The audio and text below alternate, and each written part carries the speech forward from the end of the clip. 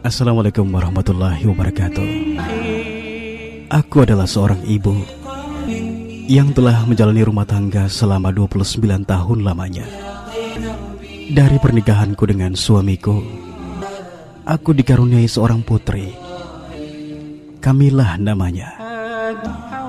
Dia adalah anak baik, manja dan cerdas.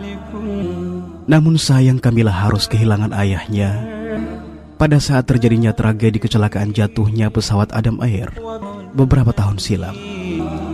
Bapaknya Kamilah biasa dipanggil orang dengan sebutan Pak Bram. Mendiang suamiku saat itu sangat sayang pada Kamilah. Apalagi Mila anak tunggal dan anak sematawayang yang dianugerahkan Allah pada kami. Dari kecil hingga dia tamat SMA, kami tidak pernah menyakiti sedikit pun perasaannya. Apa yang dia mau selalu kami turuti. Tetapi alhamdulillah, meskipun tumbuh dengan kebiasaan dimanja, tidak pernah membuat Mila besar kepala. Apalagi sampai berbuat tindakan-tindakan brutal yang umum dilakukan oleh anak tunggal yang selalu dimanja orang tuanya. Mila tumbuh menjadi gadis anggun dan dewasa dalam berpikir. Bahkan dalam pelajaran pun Mila selalu mendapatkan nilai-nilai yang memuaskan. Dia juga pernah meraih juara satu lomba pelajaran kimia yang diadakan oleh Pemda setempat. Dan masih banyak prestasi-prestasinya di kelas. Waktu terus bergulir. Kepergian bapaknya Mila membuat kami sangat terguncang. Kami sangat berasa kehilangan saat itu. Apalagi aku. Jujur, meskipun papanya Mila dulu pernah menjabat sebagai staf direksi di sebuah perusahaan swasta di Bandung dengan gaji yang sangat lumayan, namun tak pernah terbayang olehku untuk mengimbangi semua itu dengan mendirikan bisnis rumahan. Semua mengalir begitu saja tanpa meninggalkan bekas-bekas apapun. Hingga ketika kepala rumah tangga dan tulang punggung keluarga itu dipanggil oleh Allah, kami seperti kehilangan sandaran hidup, seolah tidak siap menerima kenyataan tersebut. Saat itu aku mulai kehilangan kendali. Perasaan sedih yang mendalam di hatiku menyeretku pada kehidupan yang tidak pernah kubayangkan sebelumnya. Aku jadi suka keluar rumah, turun pagi dan pulang tengah malam, dengan dalih mencari hiburan penawar sedih dan lara. Aku bahkan telah lupa memperhatikan Mila yang waktu itu entah bagaimana kondisi batinnya. Yang aku perbuat setiap harinya adalah ngumpul bareng teman-teman kuliahku dulu, bercanda dan ngerumpi. Dan aku puas dengan semua itu. Aku pun sangat terbantu keluar dari bayang-bayang suamiku, sehingga rasa sedih itu berangsur-angsur mulai menghilang dari perasaanku. Namun lagi-lagi aku belum bisa merengkuh Mila dalam dekapan kasih sayangku seperti dulu. Kebiasaanku yang jarang di rumah telah membuatku lalai 100% dari kewajibanku sebagai seorang ibu. Aku pun bahkan hampir-hampir lupa kalau ternyata aku masih punya seorang putri. Namun ketika kesadaran itu muncul, semuanya kembali hilang manakala aku dijemput oleh teman-temanku, rileks di tempat-tempat wisata, arisan, bahkan shopping. Dan entah bagaimana nasibnya Mila saat itu. Hampir 7 bulan lamanya aku tidak pernah intens berkomunikasi dengan Mila, meskipun kadang sesekali berpapasan di kamar mandi. Sepintas kulihat dia sedikit kurus, namun semakin rajin beribadah. Kadang bila aku pulang tengah malam, aku sering mendapati Mila sedang sholat yang aku sendiri tidak tahu. Sholat apa di tengah malam buta seperti itu? Padahal semua orang pada asik-asik tidur. Gila nih anak, ujarku dalam hati. Kuakui kami sekeluarga memang memeluk agama Islam. Tetapi, ya seperti pada umumnya, agama itu seolah hanya pelengkap legalitas formal yang pada kenyataannya jauh dari panggang. Di rumah hampir-hampir tidak pernah ada yang namanya sholat, apalagi sampai mengaji segala. Tetapi aneh, setelah semua peristiwa tersebut terjadi, Mila mengawali semuanya. Dia mulai sholat dan mengaji setiap harinya. Aku jadi kurang sreg mendengarnya. Bukan apa-apa, tetapi hanya aneh saja menurutku. Akhirnya karena tidak tahan dengan situasi tersebut, suatu hari aku panggil Mila dan kuinterogasi dengan berbagai pertanyaan-pertanyaan konyol. Belajar aliran sesat dari mana kau Mila? Siapa yang ngajari? Hati-hati loh jadi gila. Cewek cantik tapi gila. Siapa yang mau nanti? Itulah pernyataan-pernyataan konyol yang kusampaikan padanya. Tetapi alangkah kagetnya aku mendengar kalimat-kalimat yang keluar dari bibir Mila. Mama, Allah menciptakan jin dan manusia dengan satu tujuan, yaitu menyembahnya. Islam bukan aliran sesat, melainkan agama penyelamat bagi mereka-mereka yang dulu pernah sesat. Beristighfarlah Mbak selagi masih punya waktu, sebelum lidah kita keluh untuk memohon ampun kepada Allah. Sayang kalau kita pergi menghadap Ilahi dengan tangan hampa tanpa bekal apapun.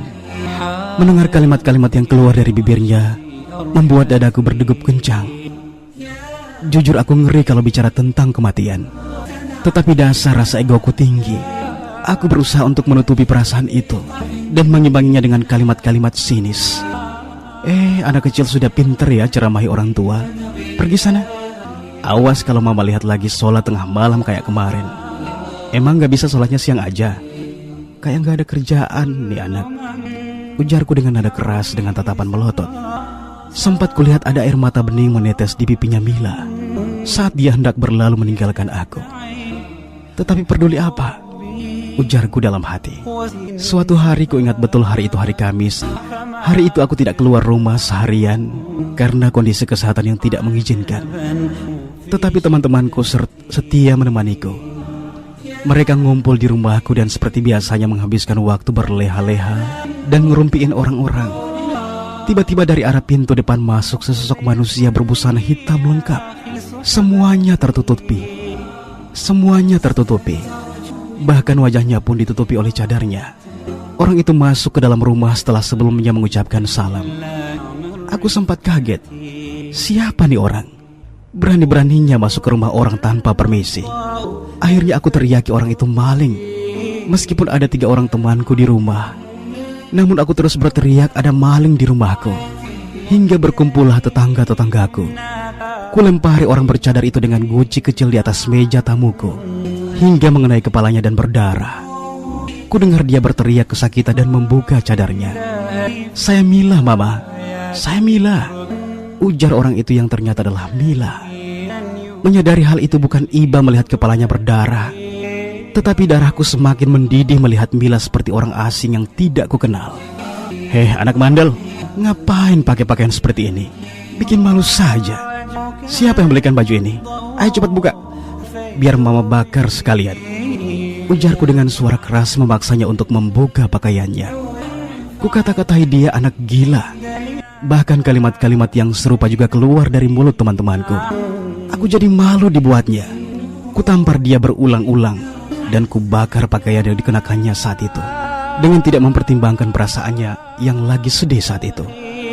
Aku menyeretnya ke dalam kamarnya dan kukunci dari dalam. Aku pun telah lupa bahwa di kepalanya saat itu berdarah karena lemparan gucik tepat di jidatnya. Saat itu yang ada dalam pikiranku adalah marah dan marah. Aku tidak bisa menerima kenyataan kalau anakku satu-satunya berubah menjadi sosok yang aneh dalam pandanganku. Aku juga malu pada orang-orang yang semata-mata mengata-ngatai putriku gila. Padahal dalam sejarah keturunan aku maupun suamiku dulu, tidak ada satupun yang pernah mengalami gangguan jiwa. Tetapi kini, mengapa tiba-tiba Mila yang mengalami gangguan kejiwaan seperti ini? Sudah sholat tengah malam di saat orang tidur, kemana-mana pun menutupi wajahnya. Emang putriku jelek, tidak cantik, sehingga harus ditutupi oleh busana hitam pekat dan menggunakan cadar segala, ujarku saat itu yang tidak habis pikir dengan perubahan yang dialami oleh Mila. Dari penuturan tetanggaku saat itu, perubahan Mila saat itu sebenarnya telah berlangsung 3 bulan yang lalu. Mereka juga mempertanyakan aku mengapa baru sekarang aku mengetahui perubahan itu, padahal aku serumah dengannya. Dasar anak tidak tahu diuntung. Gara-gara dia aku jadi malu di hadapan masyarakat. Jadi ketahuan aku tidak lagi memperhatikan Mila. Batinku perlahan mengumpat di dalam hatiku. Sejak peristiwa itu Mila jadi suka mengurung diri dan tak tahu apa yang dikerjakan di dalam kamarnya. Aku pun cuek bebek dengan kondisi tersebut. Yang penting dia tidak melakukan hal-hal yang gila lagi. Hari-hari terus berlalu. Semula aku menyangka kalau Mila telah merubah dirinya menjadi Mila yang normal dan waras. Tetapi aku menerima berbagai laporan dari teman dan orang-orang yang mengenalku bahwa Mila masih menggunakan busana aneh itu setiap keluar rumah tanpa sepengetahuanku. Bahkan ada beberapa laporan bahwa Mila terlibat gembong teroris dengan merekrut wanita-wanita sebanyak-banyaknya untuk dikader menjadi anggota gembong teroris di Indonesia. Menurut laporan teman-temanku, Mila sering terlihat di masjid kampus dan memberikan materi aneh pada anggotanya. Murabi istilahnya yang tidak salah kuingat saat itu. Ya Tuhan, dosa apa yang telah kuperbuat hingga anakku jadi seperti ini? Apa ini akibat dari meninggalnya bapaknya yang tercinta? Semoga saja Mila belum tersesat jauh pada ajaran menyimpang ya Tuhan, ujarku dalam hati. Aku sedih melihat Mila. Sepertinya dia tidak peduli dengan nasihat-nasihatku. Bahkan dia sudah terang-terangan tampil di depanku dengan menggunakan busana anehnya tersebut. Dan dia tidak peduli dengan ocehanku yang tidak pernah kuingat sanggahannya saat itu mengoceh di hadapannya. Waktu itu aku meminta dia menanggalkan busana anehnya itu. Dia mengatakan padaku, "Mama, Rasulullah mengajari umatnya untuk senantiasa mempergauli orang tuanya dengan baik. Meskipun terkadang sering mendapat perlakuan buruk dari mereka. Dan insya Allah Mila tetap sayang pada Mama. Tetapi itu bukan berarti Mila harus mengikuti seluruh keinginan Mama. Karena tidak ada ketaatan kepada orang tua apabila sudah melanggar dan menyimpang dari syariat agama. Mama, silakan Mama membenci Mila sebenci-bencinya.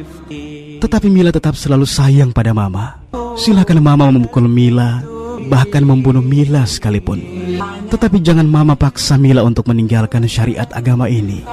Mama, kalau Mila gadis gila, kenapa Mila bisa kuliah sampai semester 6 saat ini? Adakah orang gila bisa belajar dan berprestasi? Kalau Mila gila seperti yang sering orang-orang sangkakan, kenapa Mila masih pulang ke rumah? Bahkan menangis bila melihat kebrutalan Mama memperlakukan Mila seperti ini. Apakah orang seperti ini gila namanya? Tidak sayangkah Mama terhadap Mila? Mila masih ingat, dari kecil hingga Mila tumbuh dewasa, Mama dan Papa tidak pernah menyakiti perasaan Mila, tidak pernah memukul Mila atau membentak-bentak Mila. Tetapi sekarang, kenapa semuanya berubah? Kenapa Mama? Apa berbuat baik itu salah? Apa menjadi orang yang taat kepada agama itu dosa? Sukakah Mama bila Mila bergaul bebas seperti orang-orang di luar sana? Lalu mereka terjebak dalam pesta narkoba, kepergok polisi dan digelandang ke sel tahanan, lalu diponis penjara bertahun-tahun lamanya. Sukakah Mama bila Mila tampil gaul lalu keluyuran malam-malam tak pulang-pulang rumah, kemudian hamil di luar nikah tanpa ada suami? Istighfar Ma, istighfar, ujar Mila di tengah-tengah derasnya air matanya mengalir membasahi pipinya. Tetapi entah kenapa, meskipun hatiku menjerit mendengar semua itu, aku seolah tidak peduli dan iba terhadapnya. Yang terjadi malah aku semakin mengoceh dan terus mengoceh, bahkan menamparnya berulang-ulang karena telah berani menggurui aku sebagai orang tuanya. Bahkan saking tidak tahannya aku dengan rasa emosi yang menumpuk di dalam dadaku, aku mengusirnya dari rumah. Kusuruh dia mengemasi pakaiannya dan tidak boleh tinggal lagi di rumah bersamaku, sebab akan menjadi aib bagi keluargaku.